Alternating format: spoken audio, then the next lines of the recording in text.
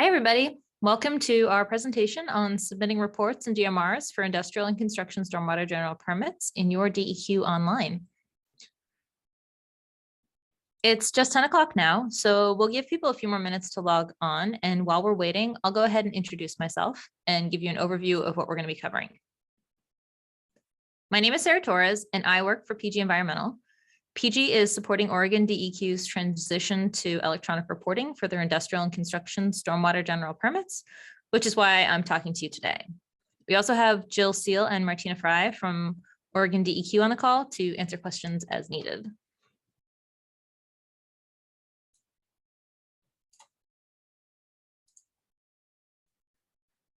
This presentation is going to cover how to submit DMRs and other required reports in your DEQ Online, and is going to be primarily aimed at responsible officials or ROs and consultants registered in YDO that have permission to prepare and submit reports for facilities that already have permits.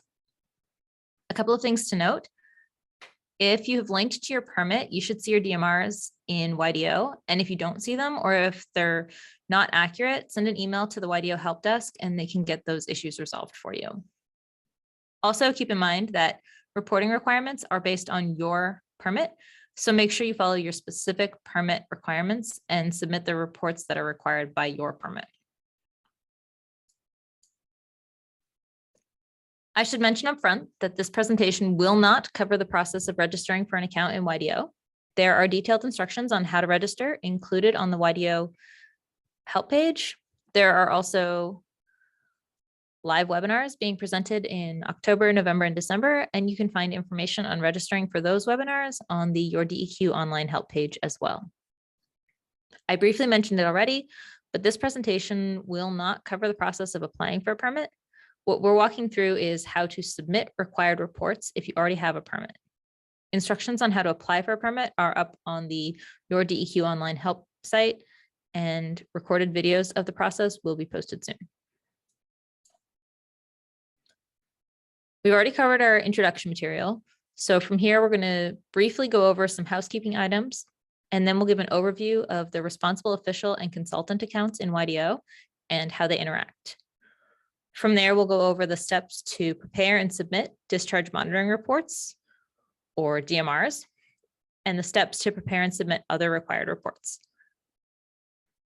We'll round that all out with some general information on tracking submittals and making changes if needed. And after each section, we're going to switch over to the YDO test site to walk through each aspect step by step. At the end, we'll provide links and information on a few additional resources, and we'll answer any questions from the Q&A chat. So as I mentioned before, we get into the presentation, we have just a few housekeeping items to go over. First, all attendees have been muted to keep background noise to a minimum. If you have questions, you can type them into the Q&A box and we'll address them as they come up or during the questions period at the end of the webinar. One thing to note, questions and answers that are typed into the Q&A chat can be found under the Answered tab once they've been addressed. If you're having technical issues, you can contact our Zoom support staff, Hannah Stroud, either through the chat feature or by email to hannah.stroud@erg.com.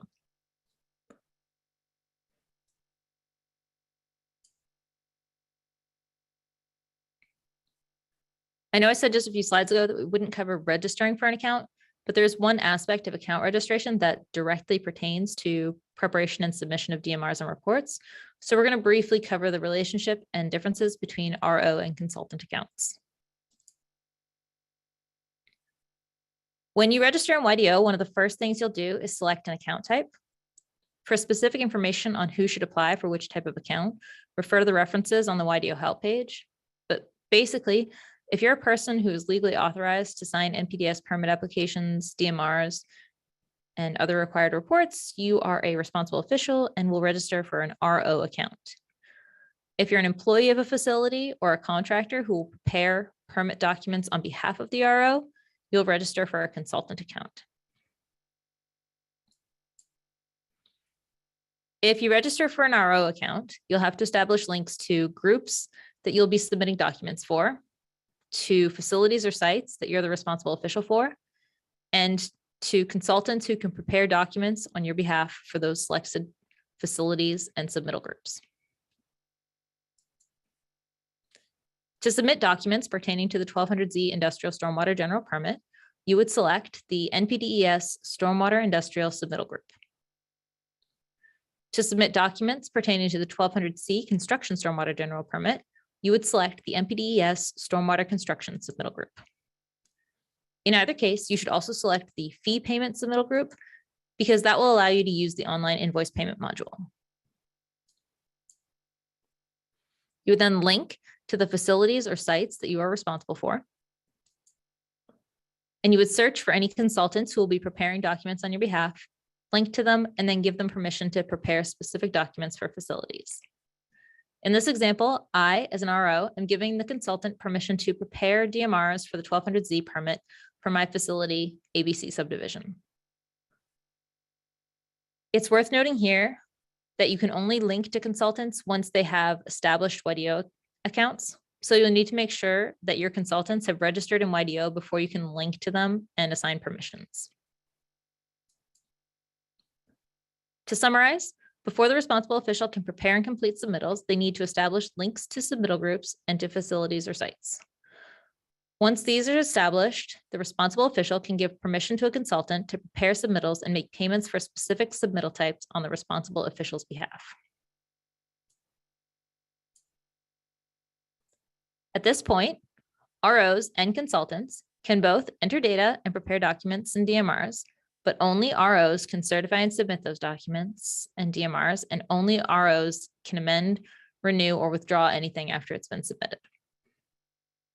It's important to note that DEQ can't see documents prepared by consultants until they're submitted by the RO. So if a consultant prepares a document, they have to inform the RO once the document is ready to be certified and submitted. I'm going to switch over from the slides to the YDO test site to show you what this looks like in the system.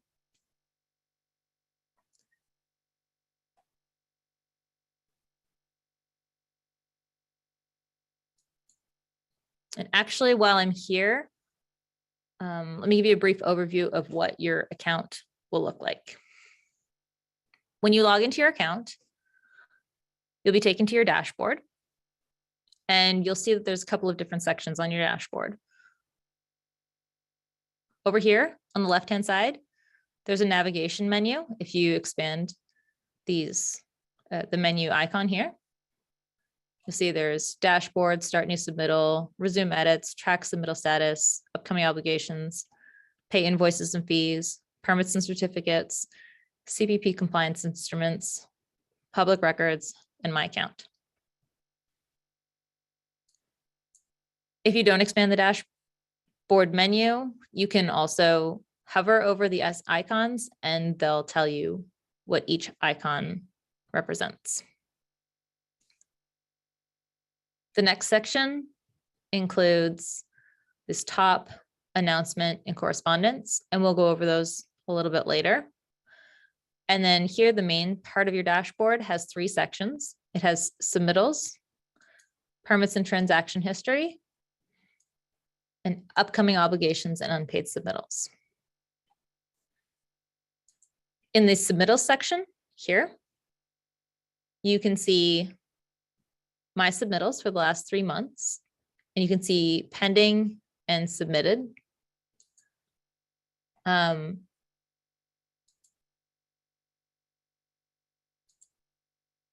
then over here in new submittals, you can see your submittals and you can sort them by favorite or by popular.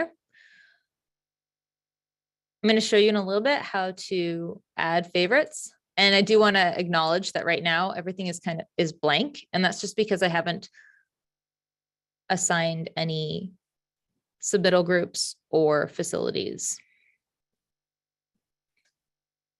So in the new submittal section, this is actually where you will see your submittals that you have permission to work on.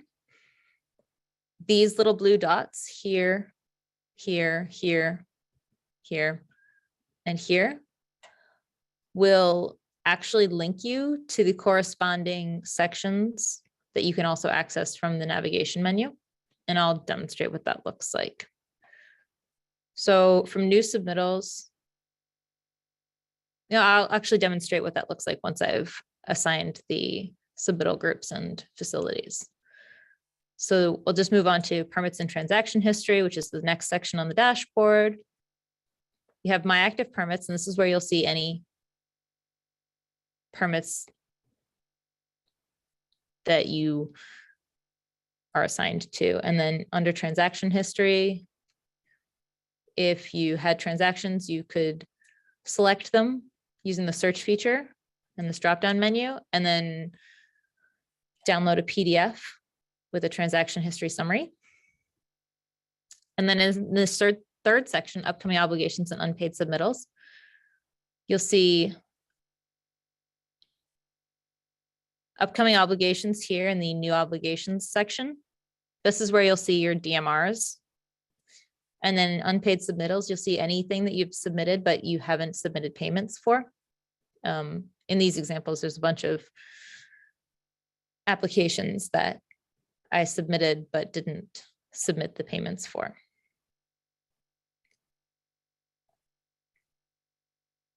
So in the navigation menu, I'm going to expand it, and then I'm going to go over here to my account to show you how to link the submittal groups and facilities. I also want to note that you can get to my account if you come up here to your profile icon and click on it, and then select the edit icon. I'm going to access my account from the menu bar though. I'm going to go to my account. The first tab is the basic info tab, and that just has my profile information.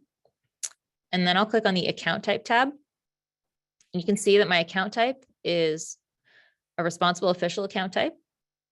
I don't have any submittal groups assigned, and I don't have any facilities linked. So under submittal groups, I'm going to select NPDES Stormwater Construction. I'm going to select NPDES Stormwater Industrial, and I'm going to select fee payment. And then under linked facilities, I'm going to go here to the more info button. I'll press it, and then I'm given a search field and a drop-down list. So into the search field, I'll type the name of my facility.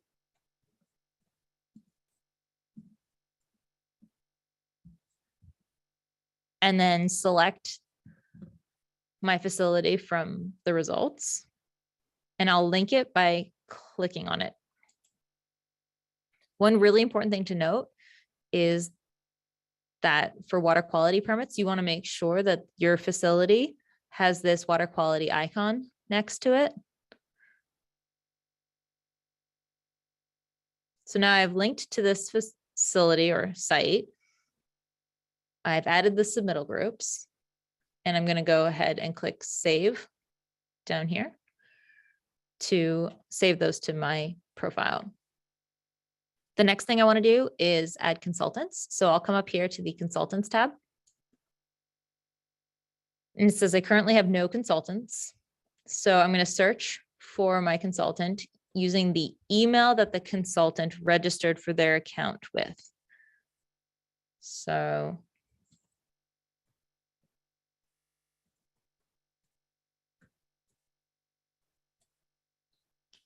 type in the email address into the text box, and I'll click Find Consultant.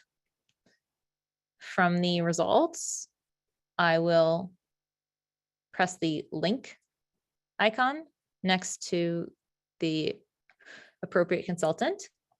And now Joe Consultant is linked as a consultant to my RO account. So the next thing that I have to do is add permissions for the consultant. And you can see right here that if I don't add permissions, the consultant will be automatically removed once I hit save and navigate away from this page. So to add permissions, I'll click on this blue expand arrow. I'll click the add permissions button. And then I will select my site. And I will select from this list of submittal permissions. For this example, I'm going to assign permission to prepare a required report for the stormwater construction stormwater construction general permit. And I know it says submit a required report. That's a misnomer. Submitting a required report is something only ROs can do.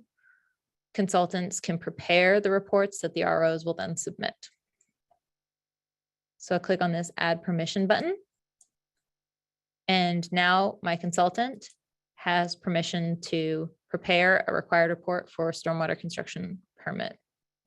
I'm going to add just a few more permissions here. To add more permissions, basically just do the same thing. Click on the add permissions button, select your site, and then add the submittal permission. I'm going to add the required report permission for the stormwater industrial permit. Again, it says submit a required report, but for the consultant, I'm giving permission for the consultant to prepare a required report, which I, as the RO, will ultimately submit. Click add. And then I'm going to add permissions for DMRs as well. So I'm going to add permission for the consultant to prepare 1200Z stormwater industrial DMRs. I'll click add. And then I will click save to save those permissions. And just to show you what that looks like, I'm going to jump over to this consultant account.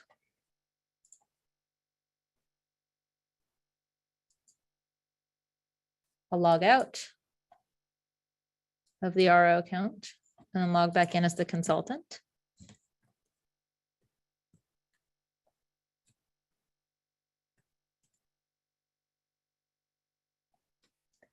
And you can see in the consultant account, I now have permissions.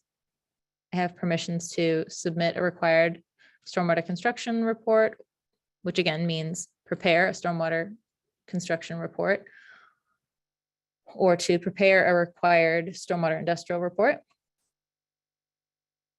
And I also have the permission to pay enforcement or invoices.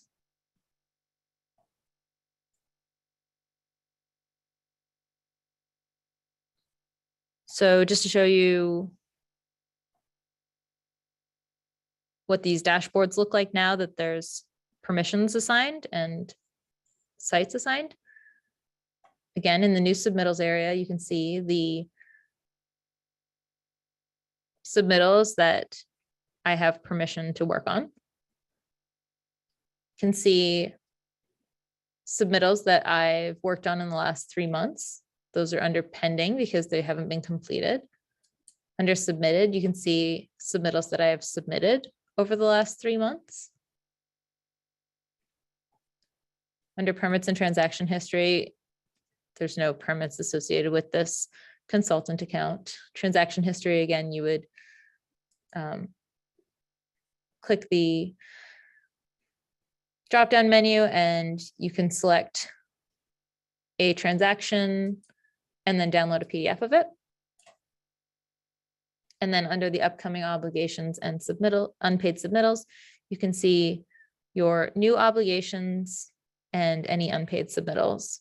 New obligations is where you'll find DMRs, but right now for this demonstration, the system is set up to only show DMRs that are 3 months or less out, and we don't have any of those set up in this test account, which is why there's nothing showing up under new obligations. As I mentioned, you can click these little blue dots in the corner of each of these areas, and you can be taken to the corresponding menu up area. So if I click on these 3 blue dots under new submittals, it says see more. I'm going to be taken to the new submittal page. And just to show you what that looks like, if I go back to the dashboard and I click here on the new submittal navigation menu option, I'm taken to that same new submittal page. I mentioned that I would show you how to add favorites to your new submittals.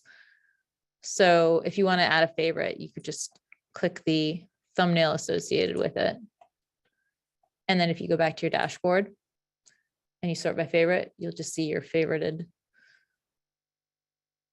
submittals. Here under my submittals, if I'm on the pending option and I click these three dots, I'm going to be taken to the resume edits page or the pending submittals page. And that corresponds to the resume edits icon in the navigation menu.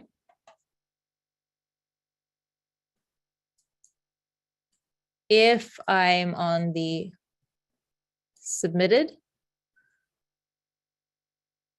tab of the My Submittals section and I click the See More button,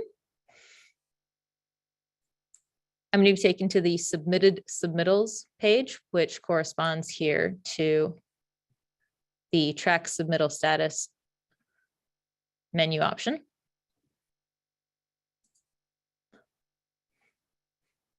If I select the See More option under My Active Permits, it will take me to the Permit License Certificate page or PLC. And again, the corresponding, I'll go back to the dashboard and show you that this corresponds to this Permits and Certificates option in the navigation menu.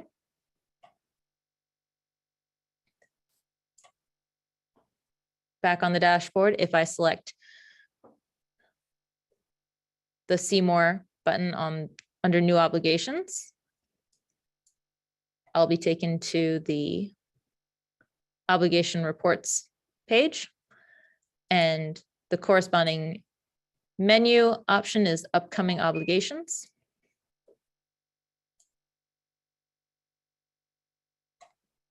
And this is where you'll see all your DMRs. Back on the dashboard, if I go to Unpaid Submittals and click the See More option, I'm taken to the Submitted Submittals page. And from here, I can make payments for any submissions that I have submitted but haven't paid for. There's a couple of other menu options that we haven't gone over. The public records, just this little computer with magnifying glass, is where you can search for public records. And then we did already talk about this, but this little ID badge corresponds to my account, and that will take you over to your account, which looks a little bit different for a consultant. You can see it doesn't have the consultants tab, and under account type, it doesn't have the options for linking submittal groups and facilities. And that's because only ROs can link consultants to submittals and facilities. So that pretty much covers the general introduction to your dashboard and what YDO will look like when you log in, as well as assigning consultants and other permissions. So we'll jump back over here to the presentation.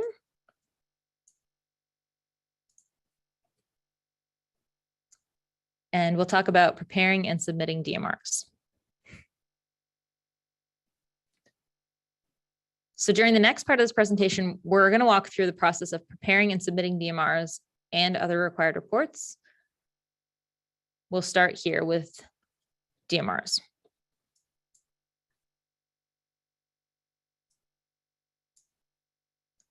So a DMR is a discharge monitoring report. And as discussed earlier, DMRs, which need to be completed, will be found in the obligation reports page, which is accessible from the upcoming obligations section on the dashboard. or through the menu. Under obligation reports, select the obligation corresponding to the DMR that you want to submit, and then use the edit icon to begin the submittal. Before you start your DMR though, check the monitoring period associated with the DMR and make sure you're selecting the DMR for the correct dates. Actually, I should mention it's important that once you start a submittal, it's no longer going to be found under upcoming obligations, but under the pending submittals page, accessible from the dashboard or the resume edits option in the menu. Entering basic info. The first thing you'll have to complete is the basic info, which for DMR submittals is just the signatory information. So the name, title, and phone number, and any comments or explanations. The next step is going to be adding data. On the daily data tab, you'll see the DMRs applicable to each of your discharge points. These DMRs have already been customized to your facility and only include the parameters you need to monitor for. So you'll select the DMR that you're adding data for by clicking on it. On the calendar, click the cells to indicate the dates or dates when samples were taken. Text fields will appear below the calendar once the sampling date is selected for each monitored substance. You can then input your data into the fields. If a substance wasn't monitored, enter the corresponding NODI or no data indicator code, and values exceeding applicable benchmarks will generate a compliance check warning. This is a good reminder to make sure that it's a true exceedance and not just a units error. In addition to the ad hoc method that we just went over, once you've selected your DMR and your sampling dates, you can also copy and paste data by downloading a CSV template, inputting your data for all parameters into the file, and then copying and pasting the data into YDO. Adding attachments. Once your data has been entered, you'll upload any attachments either by clicking on the attachment or dragging and dropping files onto the page. You'll then assign the applicable document type to the uploaded file by expanding the document entry and selecting the corresponding document type from the drop-down menu. And once you've entered all the required DMR information, you can review the submittal to make sure there's nothing missing before submitting. Check to make sure that all the required information from the basic info and daily data tabs have been entered and make updates and corrections as necessary. Check to make sure that you've designated an attachment type for any uploaded attachments and make assignments if needed. And then the final step is submitting a DMR. If you're a consultant who prepared the DMR, you will not be able to certify and submit. So you have to let the RO know that the DMR is ready for them to certify and submit. If you're the RO, you'll read and agree to a certification statement, answer a security question and enter your PIN, review the security precautions and disclaimer statements, and then submit the DMR.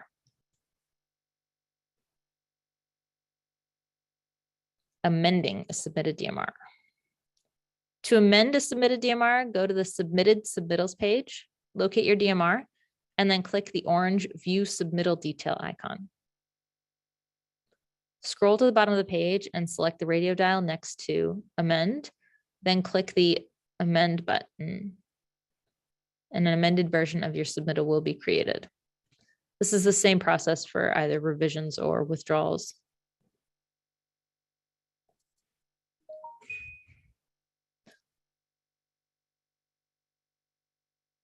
So you'll use the yellow View Data Entry Form icon at the top of the page to adjust the basic info, daily data, or attachments that you originally submitted, and then you'll review and submit as you did for the original submittal.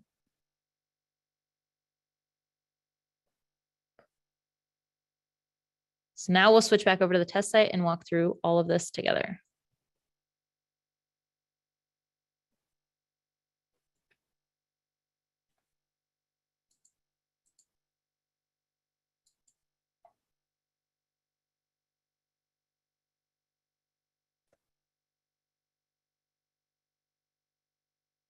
So I would like to point out that I am still in the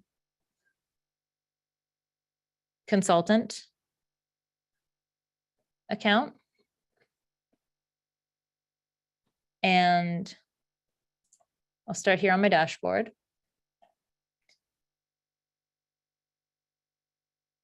And to get to the DMRs, you'll recall I can either go to new obligations here, or I can go to the corresponding menu option for upcoming obligations.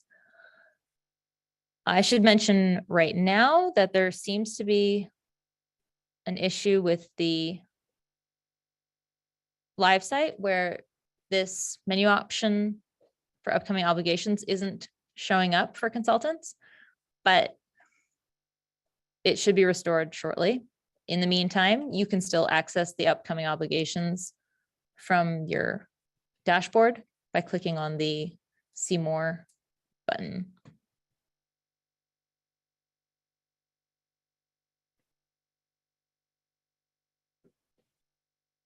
So once you get to the obligations report page, you'll see all your DMRs that you can submit or that you can prepare on behalf of the RO. The most important thing to check is that you're selecting the DMR for the correct date range. So for our example, we're going to choose the DMR for the October through December 2022 timeframe. To start the DMR, I'll click on this edit icon down here in the corner.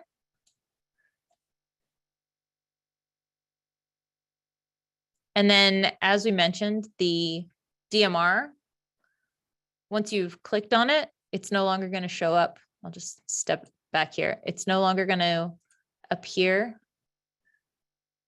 under the obligation reports. Oh, actually, maybe I spoke too soon. If I click edit and then save,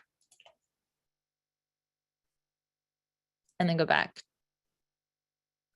you'll see that the date range that we're just looking at is no longer available here on the obligation reports. And to locate it, I'll have to go to the resume edits area of the navigation menu.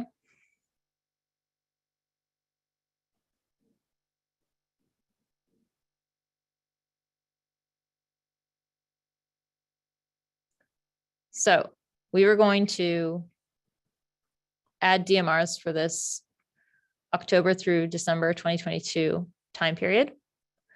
So I'll go back to the resume edits page, resume my edits by clicking on this blue edit icon, and then I'll enter the basic information, daily data, add attachments, review everything that I've input, and then go to the submissions. So on the basic info page, I'll enter the signatory name. So this is the RO who will ultimately sign and submit the report.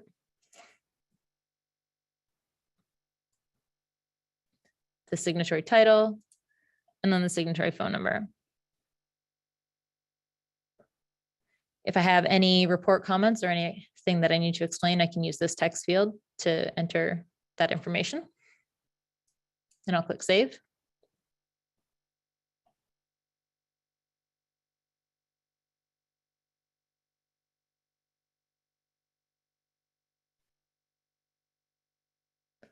The next thing I'll do is move over here to the daily data tab. And I'm going to show you where everything is before we move into actually how to submit the DMRs. Here on the left side, you'll see all of your DMRs for each of your discharge points. Here's that calendar that we talked about. If for some reason it's not showing up, you would just click this expand arrow here, and you can see the calendar. This is where you'll select your sampling date or dates.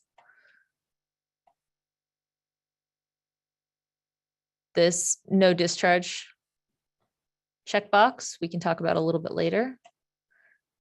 And then here are the options between ad hoc, which is where you manually enter each of your data point results or the copy and paste option. So we'll start with ad hoc, and I'm going to select this DMR because there's only one parameter. Select my monitoring date.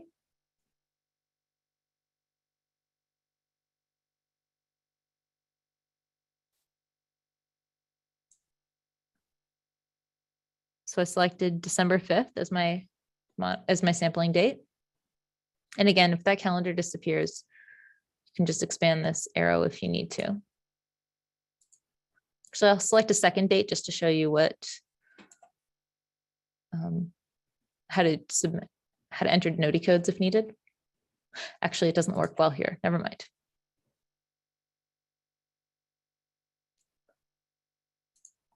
We'll go through NOTI codes on the next DMR. But now I have sampling dates for December 5th and December 6th, 2022 for iron.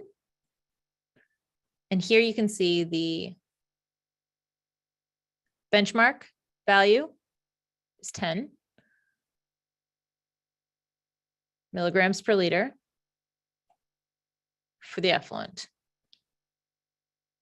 These will show you, once you input data, what the maximum, minimum, average, and geometric mean of the sampling results are.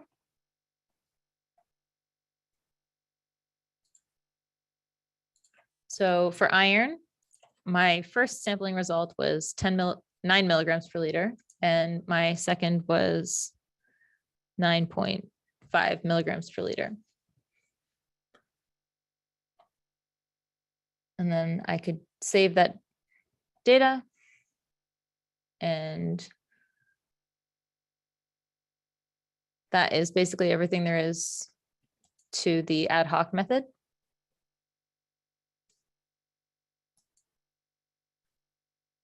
Except, like I said, if you needed to enter a NOTI code,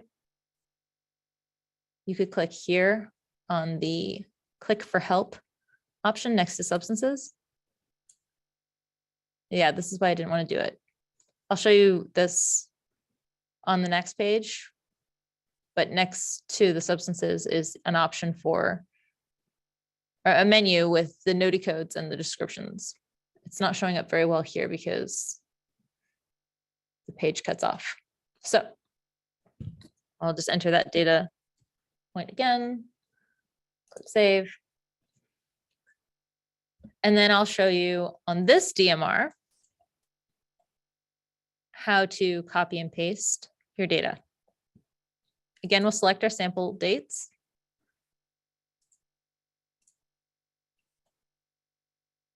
And you see the fields populate next to the substances that are required to be sampled under this DMR.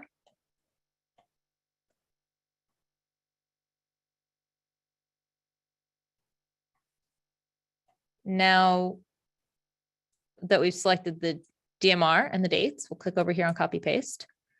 And then we'll click to download a CSV template. And the CSV template is going to be pre-populated with these substances and these dates.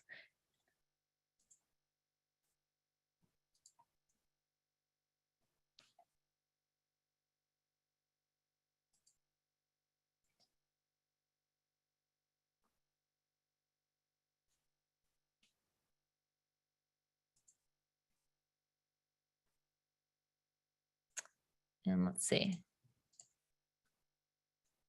There's a reason why it's not opening.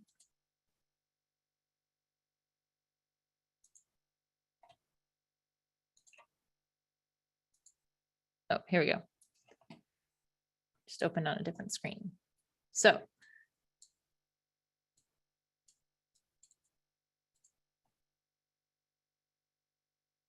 the template was pre-populated with the substances and the dates that we selected, and we'll enter our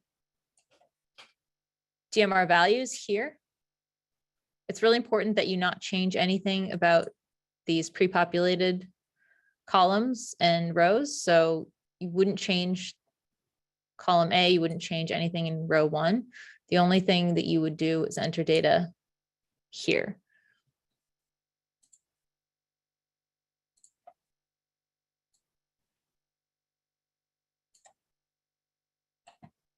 So I'm just going to copy and paste some data that I'd already pulled together. And then to paste the data back into YDO, you would select only the monitoring results, having not changed anything about the pre-populated fields. And then you go back to YDO and you paste those results in the copy paste here box. You'll see a preview of what that's going to look like. And then if I click import data, it will import that data into these fields.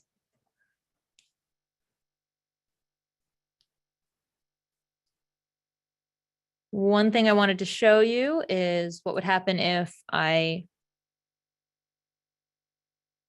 entered a value that was greater than the benchmark value.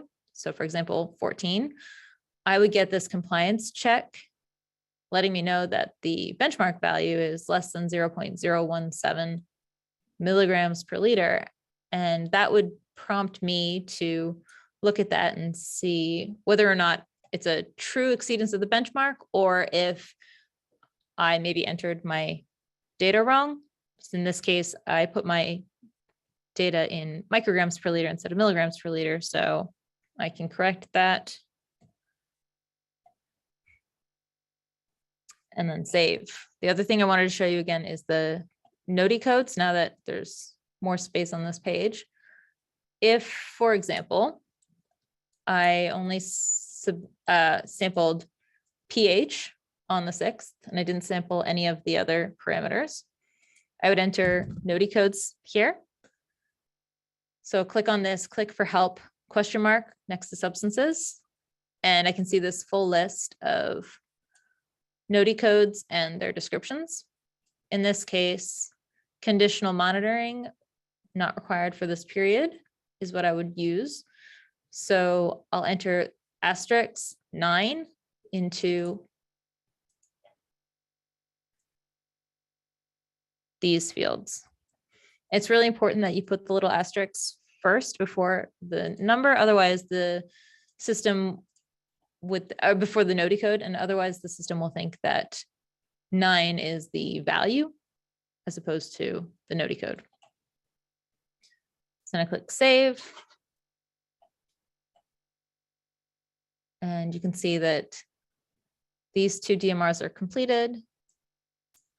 For this next DMR, I want to show you what it looks like if you have no data to report for the whole DMR. So this could be either because there was no discharge or because of a sampling or a lab error.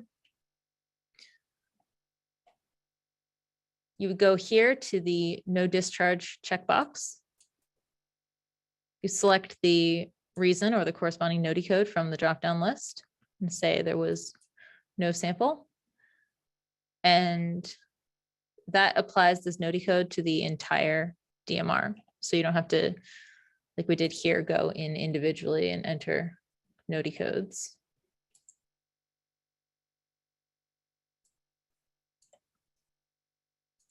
So we're just gonna use these NOTI codes.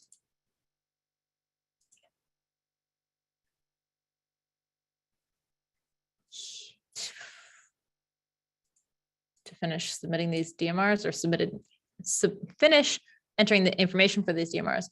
But I do want to mention that no discharge is the name of the check box, but it's sort of a misnomer.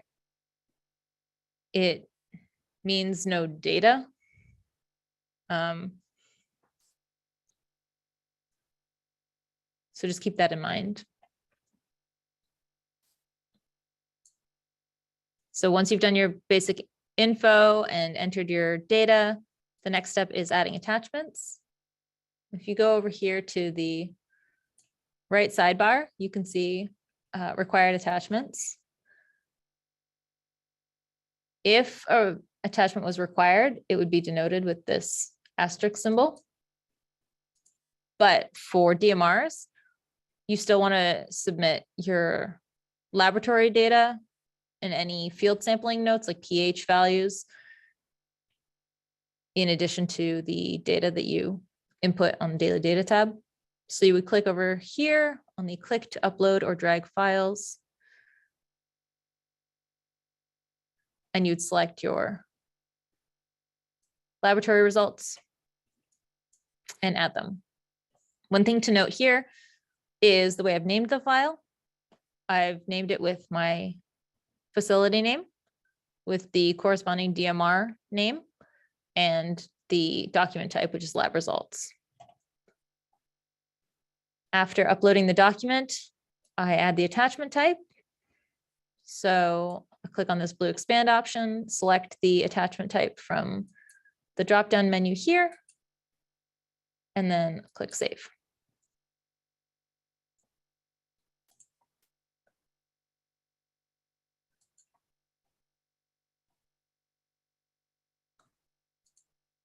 I'm just going to add another document type for the review section. I'm going to show you what it looks like if I forget to add the document type.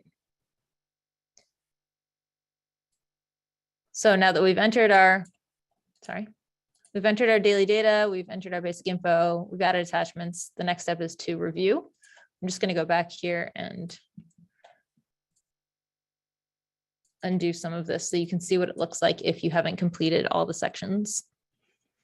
On the review tab, under submittal form summary, it'll let you know whether or not all the basic info and daily data have been input. These red X's indicate that there are issues that need to be resolved. So I'll go back to those tabs.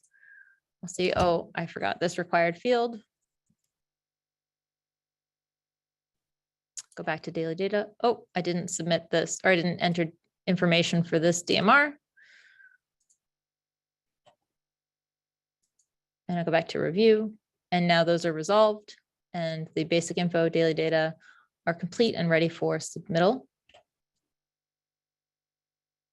There are no mandatory attachments for DMRs, but there's an issue with the attachments that I did upload. You can see that I have these laboratory results, but they're missing the attachment type. So I'll go back to the attachment tab and I'll expand the attachment by clicking on this blue arrow. And then I'll select the document type. And now if I go back to the review tab, you can see that there are no more error messages.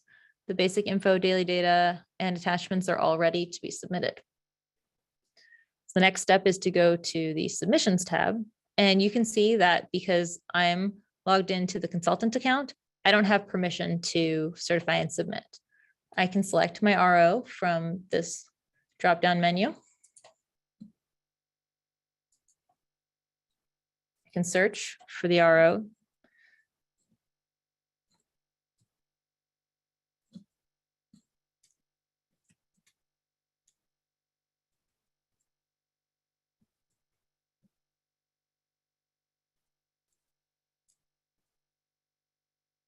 Or I can just select from the drop-down menu here.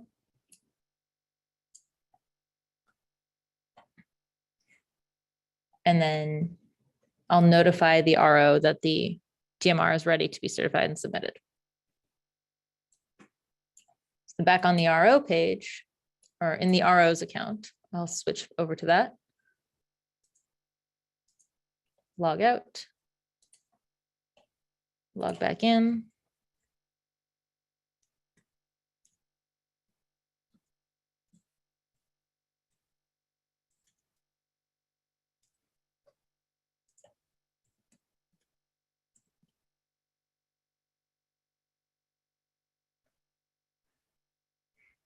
I can go to my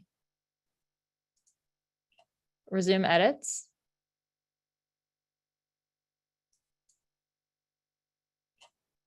And I can see the DMR that the consultant was preparing for me, which is for the October through December 2022 time period. Click the edit icon.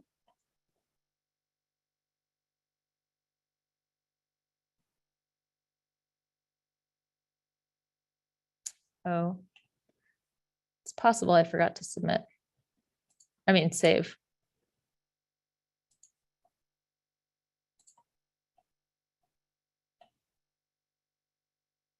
So I'll just use a DMR that was done for a previous example.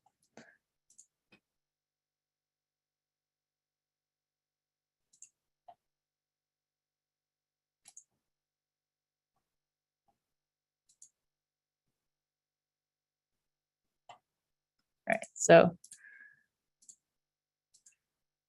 in this instance, I'd go to the submission tab, click that I've read and agree to the above certification statement. I'll enter the answer to my security questions, which I set up when I first established my account.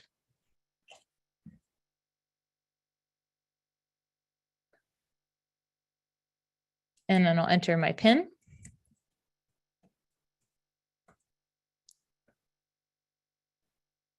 It's important that you write down or keep somewhere safe the answers to your security questions, because you are going to have to answer them every single time you submit anything. So enter my security question, enter my PIN, review the security precautions and disclaimer statements, and then I'll click submit.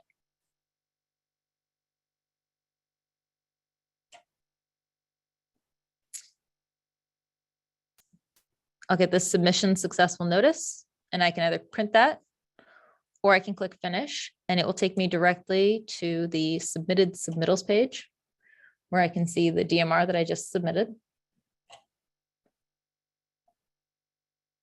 And I can view the submittal details by clicking on this orange eyeball icon. And if I need to request a revision, I can do that here by clicking on the revision radio dial, entering a reason.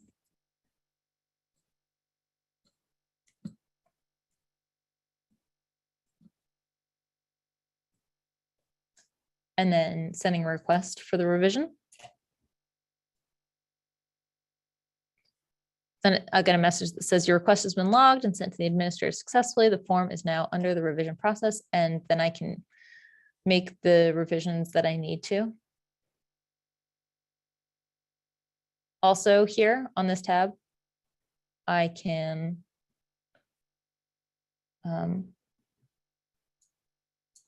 correspond with DEQ if I need to by chatting here in this box.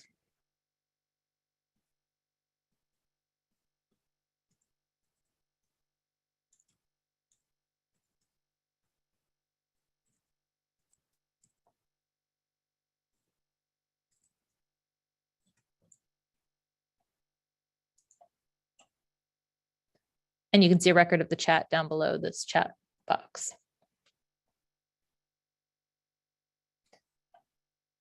So now that we've gone through the process of submitting a DMR, we can go back to the presentation.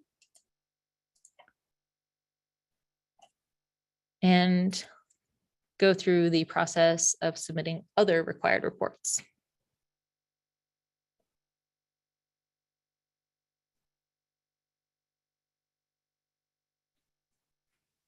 As discussed earlier, new submittals can be initiated directly from the new submittals area of the dashboard or from the new submittal page, accessible from the Start New Submittal menu option. Under New Submittal, select the report that you want to prepare, and then use the Add icon to begin the submittal.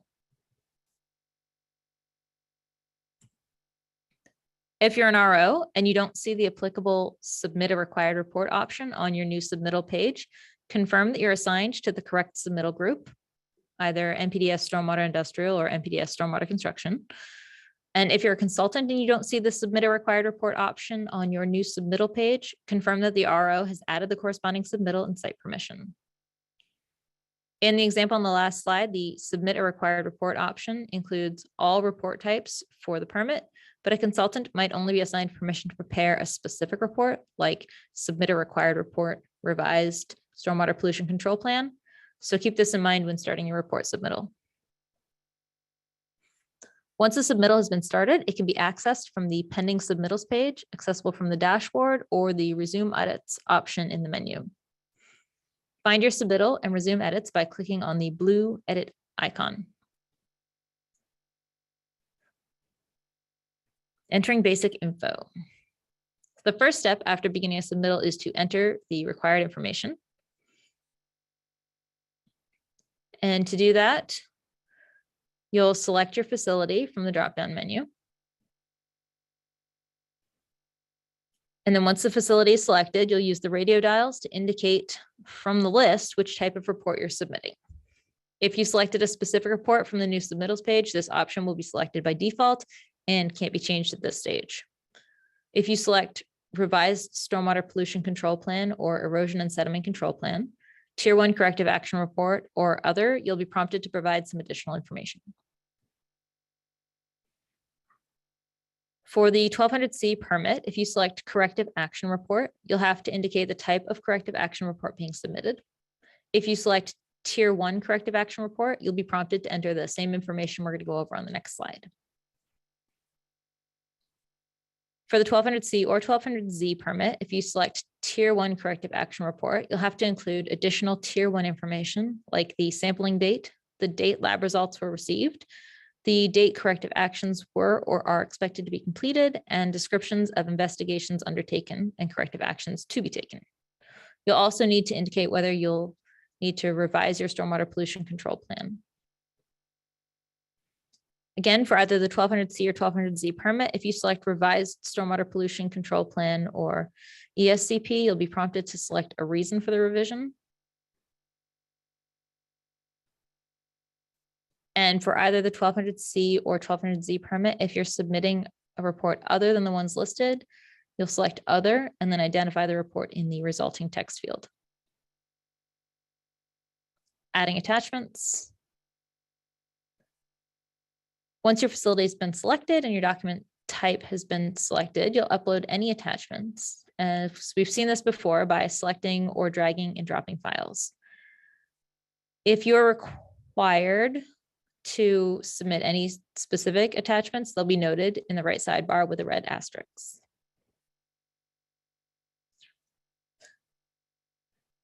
Then, just like before, you'll assign the applicable document type to the uploaded file by expanding the document entry and selecting the corresponding document type from the drop-down menu.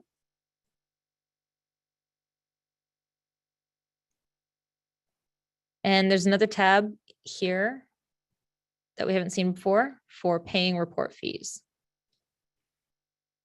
If there are fees applicable to a particular report submission, the fee will be indicated on the payment tab, and you'll just follow the prompts to make payments electronically or by mail. A few notes about payments. Fees will be determined automatically based on the reporting type selected, though most reports will not have fees associated with them. If there is a fee, it can be paid by check. Just make sure you send the check to the address indicated on the payment tab in YDO. You can also pay electronically. Currently, only e-payment from bank accounts are accepted, but starting in January 2022, credit card payments will be accepted. Once you've entered the basic info, uploaded the applicable attachments, and made payments if necessary, you'll review your submittal for any missing information.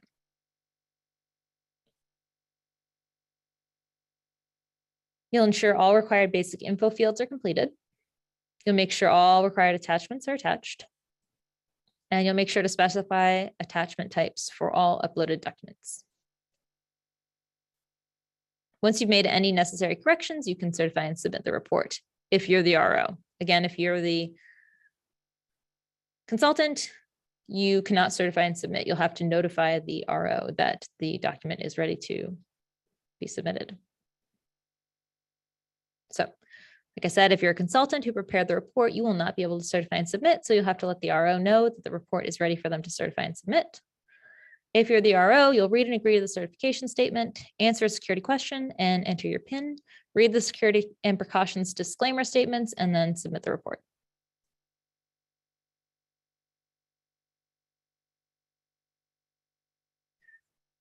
The last thing we should cover with respect to reports is tracking.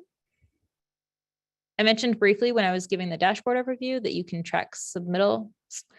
So now we're going to talk about what exactly that means. If you click on track submittal status from the menu, you'll be taken to the submitted submittals page where you'll see your submissions. To view your submission, click the orange view submittal detail icon for the applicable submitted report. And just like I showed in the demonstration, if you need to correspond with DEQ regarding your submittal, you can use the chat feature on the correspondence tab. DEQ may send back a document requesting revisions. In this case, you'll see the send back notification on your dashboard and you'll make the requested updates and attach the revised submittal to the send back.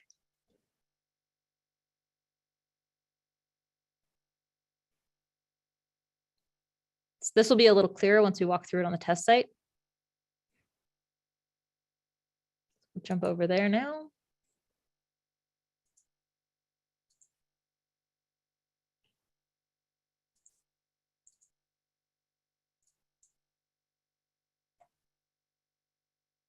I guess I have to refresh.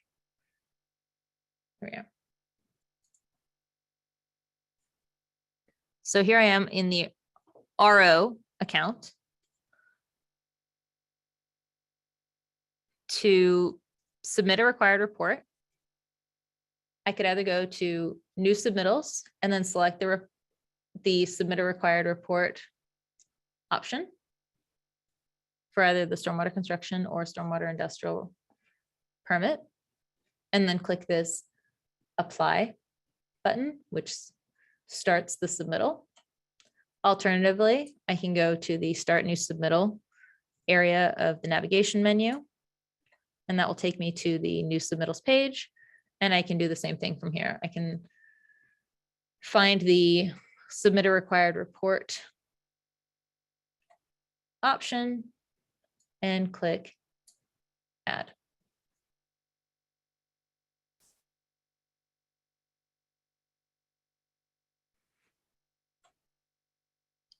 Then we'll fill in the basic info, attachment, payment, review, and submission components. For basic info, I'll select my facility from the drop-down menu. And then I'll select my report type.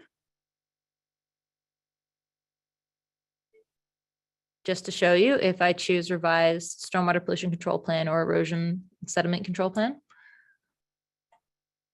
I will have to indicate a reason for the revision, whether that be because there's a change of contact, designated erosion and sediment control inspector change in response to corrective action or inspection, revision and submittal requested by DEQ, a revision that's required by the renewal of a permit, a change in site operations, industrial activities or control measures, increase or decrease in size or location of the project, or other. And if I select other, I'll have to specify here in the resulting text field.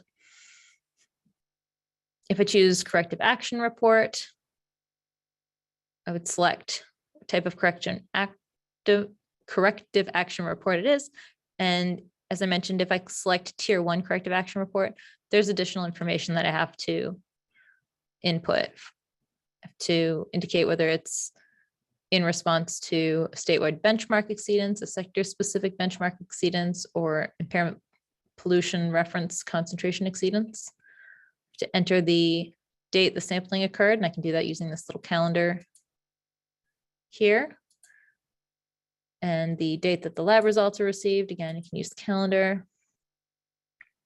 The date that the corrective actions were completed or are expected to be completed, select that using the calendar feature.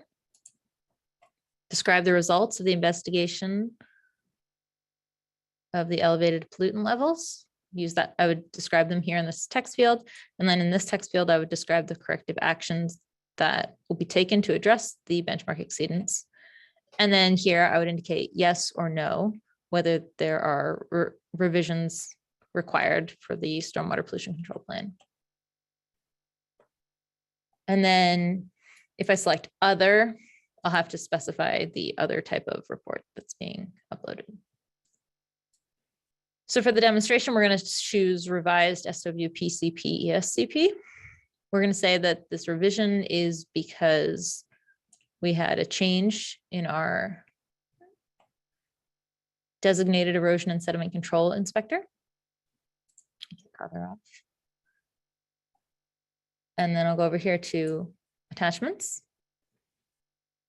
And you'll see that because I'm selected a revised SWPCP, SCP, ESCP. Over here in the required attachments, I'm going to be required to submit this document. So I'll click here to upload the file.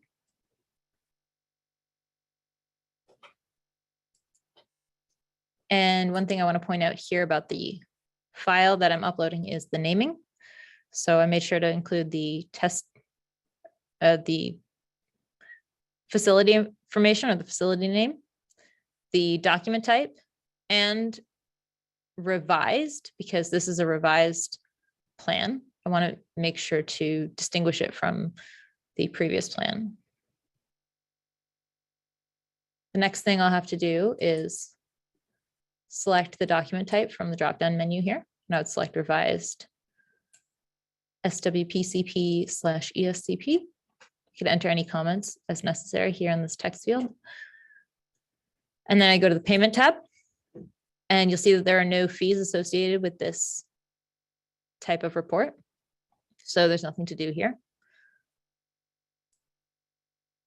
And then before we do the review, I'm just going to go and remove some of the required information just so you can see what it looks like.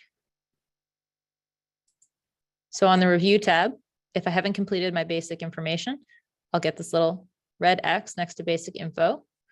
And so I'll have to go back to the basic info tab, see what's missing. And I can see here that I forgot to further specify why I'm submitting a revised plan.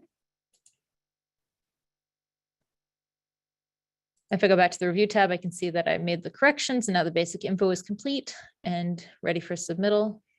But under mandatory attachments, I can see that I'm missing a required attachment. The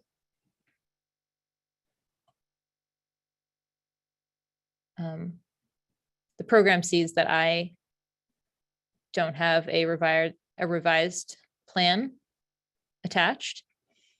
And the reason that it's seeing that is because while I did submit, or I did upload a document and it is a revised plan, I didn't designate the attachment type. So it's not seeing that this attachment has been attached. So if I'll go to the attachment tab, select the document type from the drop-down menu. And now when I go back to the review tab, you can see that there's no missing attachment type designator, and the mandatory attachments are all included. Then because I'm in the RO, I can go over to the submission tab and certify and submit this report before submitting. Just a reminder, if I was the consultant, I would get that notification that says you don't have authorization to submit this. You have to inform the RO. So I will read and agree to the certification statement. I'll enter my security question answer. Again, this is the security question and answer that you set up when you established your account. So you will have to use that information every single time you submit a report, a DMR, an application. So make sure to keep it somewhere safe.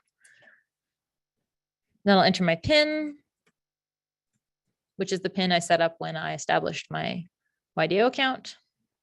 I'll review the security precautions and disclaimer statements, and I'll click submit. I'll click submit.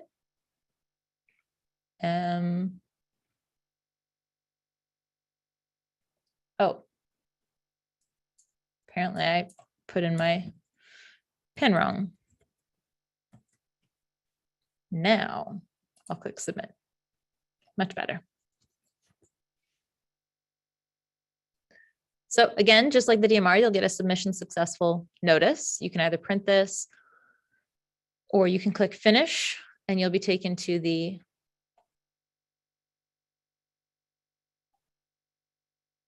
submitted submittals page.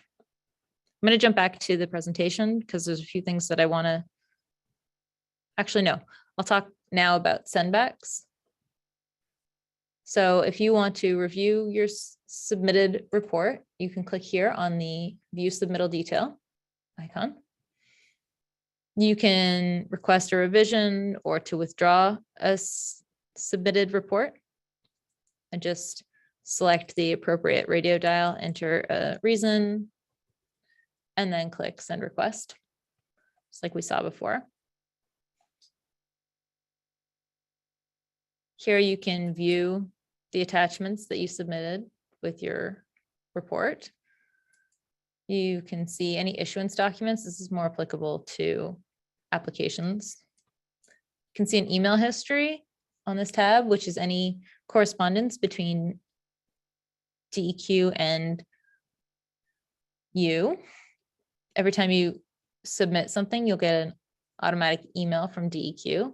If you want to see the full email text, you can expand by pressing on the blue arrow, and you can see the full email text. One thing to keep in mind here, and this is for all reports and DMRs, is that you're going to get important correspondence from this email address here. So you'll probably want to add it to your address book so that these correspondences don't get lost in your spam or junk folders.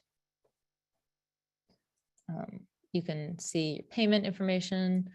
And then again, just like we talked about, there's a correspondence tab where you can chat with DEQ regarding the submittal. And then your chat history will be captured here below the chat box. If we go back to the dashboard, I'll show you what it looks like if DEQ sends back something and requests revisions. I sort of mentioned this third area of the dashboard and I said we would talk about it later.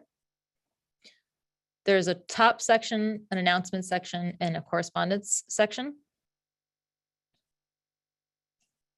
And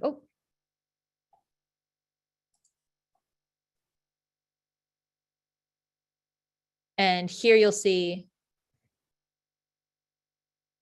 anytime DEQ sends back something for revisions, you'll see it here in the submittals box, this pink sendback. Sorry, in the sendbacks box. And then over here, you'll see any obligation reports. So that's another way that you can get to your obligations. You can click on this box and you'll be taken to the pending submittals page where your obligation submittals are located, the ones that you've started.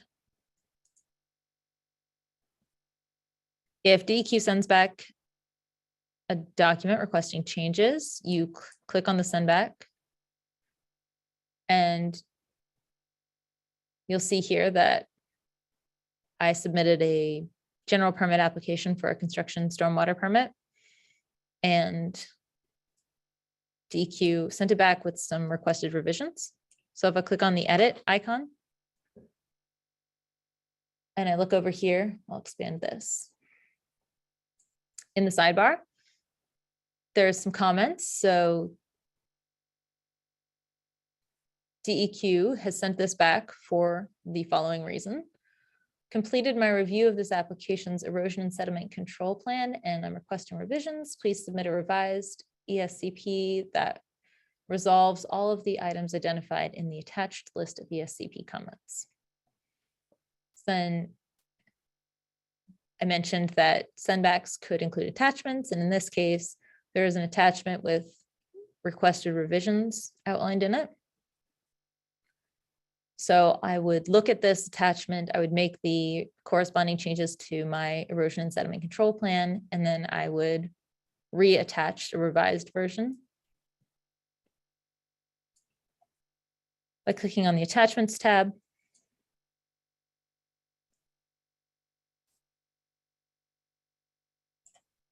Clicking to upload my revised ESCP.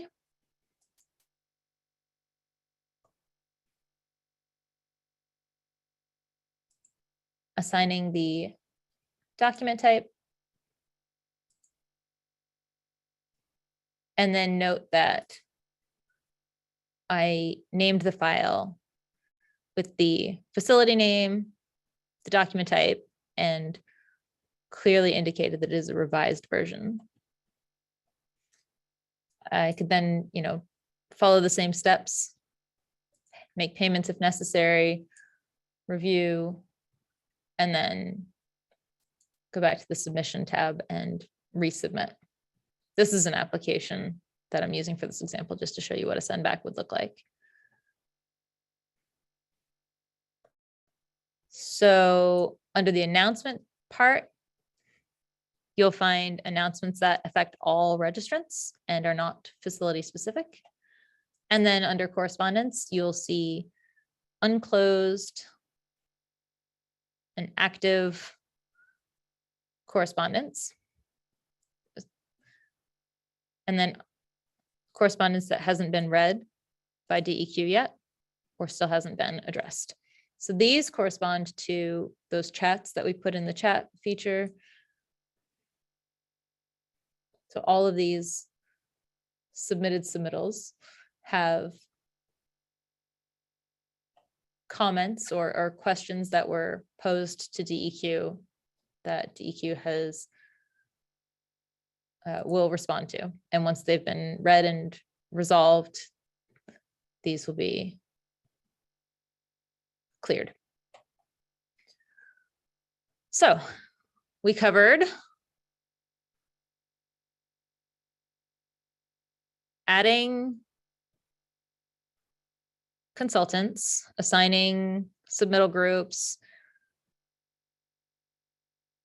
and assigning facilities, giving permissions to consultants to prepare submittals, preparing and submitting DMRs, preparing and submitting documents, revising documents if needed, addressing sendbacks from DEQ, and how to correspond with DEQ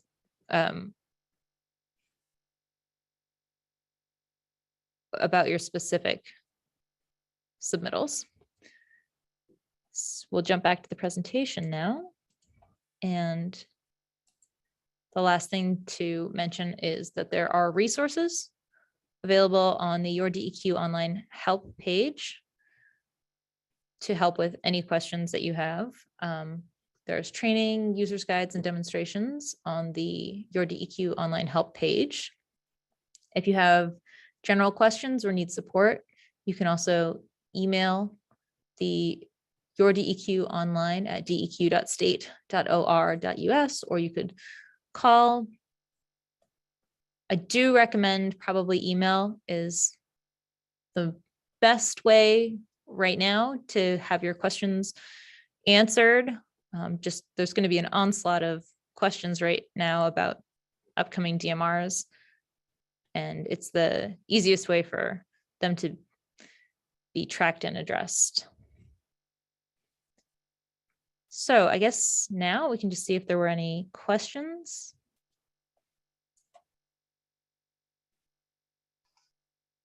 Hi, Sarah. This is Jill Seal with Oregon DEQ. We had a question earlier, since it looks like we might have a little more time. I was wondering if you could go back into the testing system and cover, the specific question was regarding what steps would an RO take to grant permission to a consultant to be able to prepare a no exposure certification.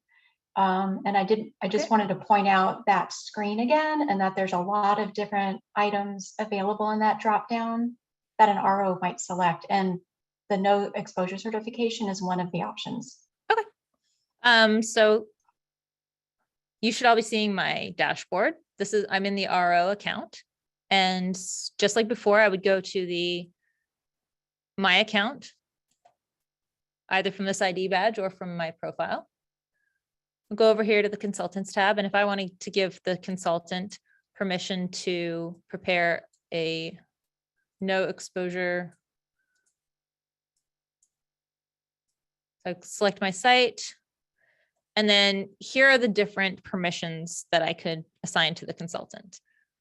Can assign the consultant the permission to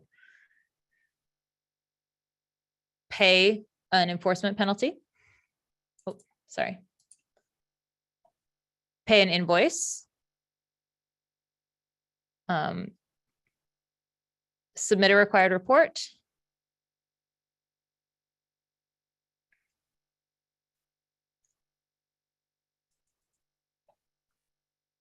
Apply for a 1200C MPDS general permit. Submit a required report for the stormwater industrial permit. And then I mentioned that there are individual reports. So if I just wanted, this would be to assign general reports, and then the consultant could select which report they were submitting. But if I only wanted to assign permission for a specific report, these would be the specific reports.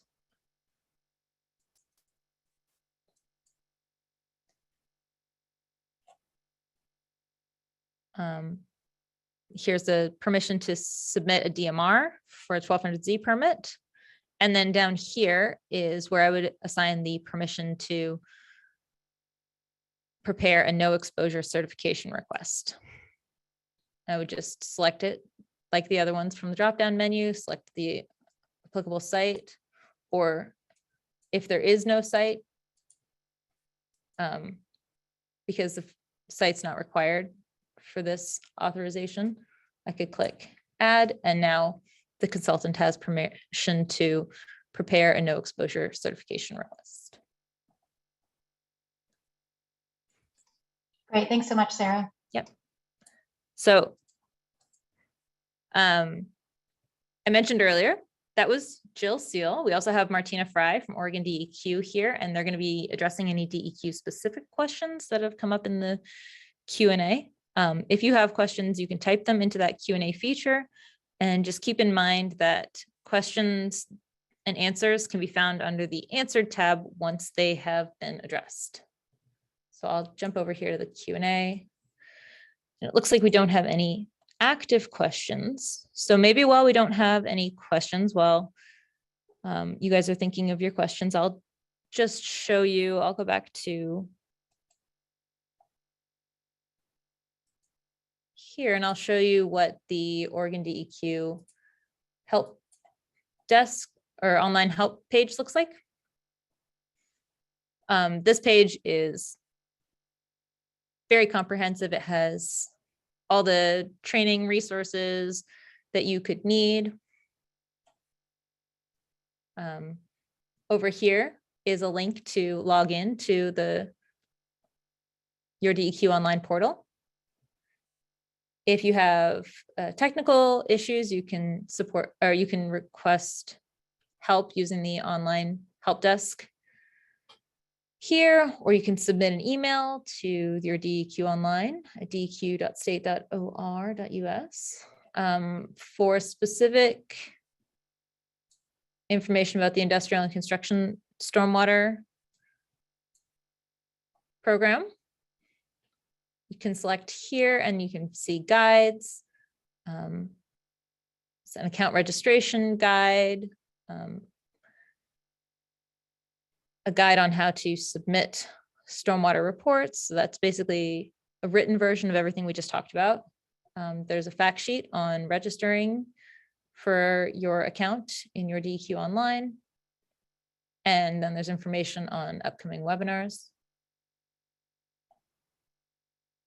Looks like we still don't have any questions.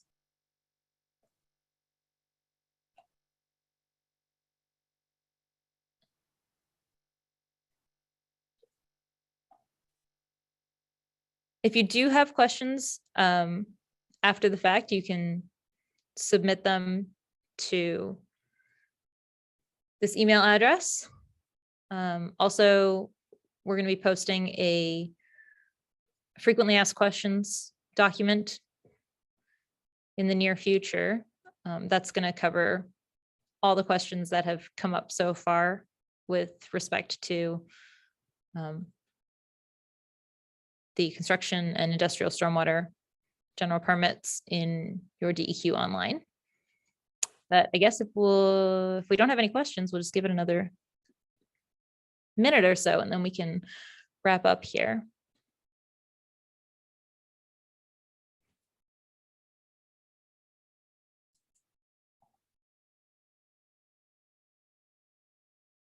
Well, while I wait for any new questions, I will go over some of the answered questions.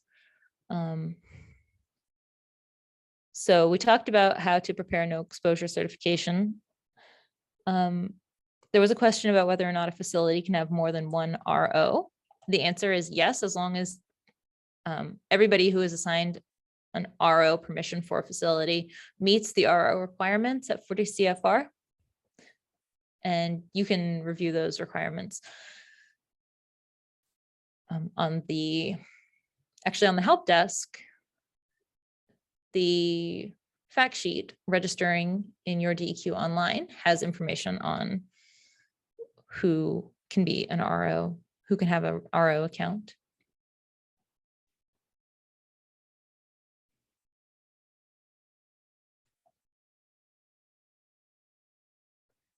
As a consultant, do we need to select an RO in the submittal tab? Can we email RO and let them know it's ready for submittal without selecting the RO in the submittal tab? So you always want to make sure to select the RO when the drop-down box appears. The RO doesn't receive an alert though, so you still have to separately notify the RO that the DMR or document or report is ready to be submitted.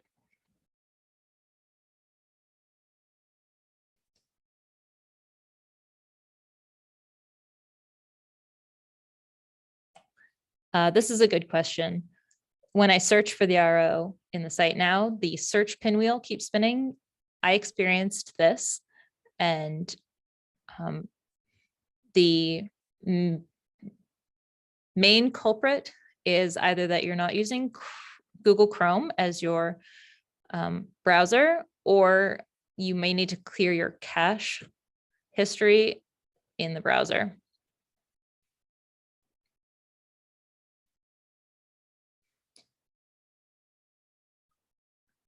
And then going back to the question about emailing the RO to notify them that a submittal is ready for them, or a report is ready for them to submit.